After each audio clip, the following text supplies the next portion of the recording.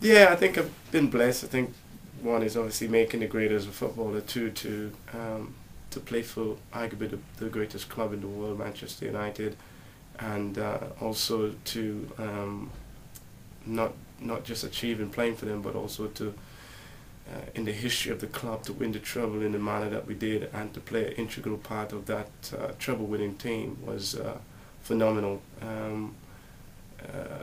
Blessed with so many talents and fantastic managers and all of those things. It was really and truly is the very much at the high point of my career, and also obviously representing my country with Trinidad and Tobago in the 2006 World Cup. That was a historical moment for our country, everyone knows, and for the Caribbean in many respects. It's a huge honor, and I'm happy that I was the captain and managed to lead the troops out there on such a special occasion. Well, there's been a few. As much as there have been a lot of ups and in my career, there have been a few low moments. Moments when I fell out of love with the game for a short period of time, and possibly when my sister passed away in 2004. That to me was pretty much a low time. Football never really takes center stage anymore. It was no longer a number one priority in my life. I was having huge issues with my ex and not being able to relate to my son in the manner that I wanted to.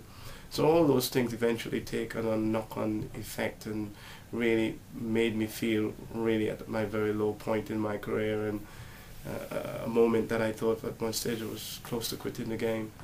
But lucky enough I hung in there and overcome it and see it through at the end of it all, so which was very delighted about.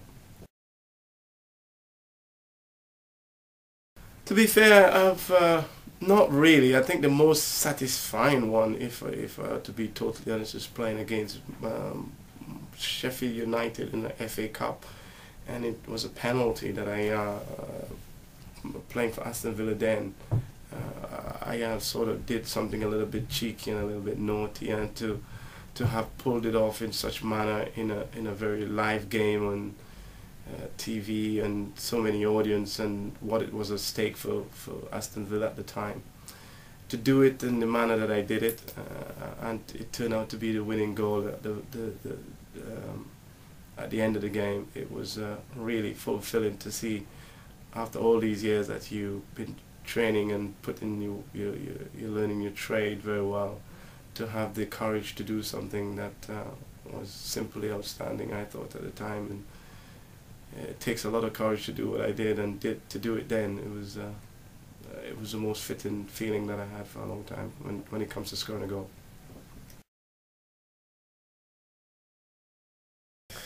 Well, let's hope that now that my book is out there, and people will see a little bit more insight to what I've been through as a person and individual over the 20 odd years as a footballer, and I would like to think that from here I could probably go on to either give something back into football and hopefully have the opportunity to be a manager one of these days. Also to try and help the kids back in the Caribbean at some stage and contribute back to my native country as a sporting ambassador, and try and encourage them to say, hey, if I could achieve it, why could you not? And if you apply and do all the right things, then there's lots of opportunity for them to do that. So those are the things I would like to contribute back to, and I feel that all of this, what has happened over the past 20 years for me, will put me in good stead to make sure that the future looks bright.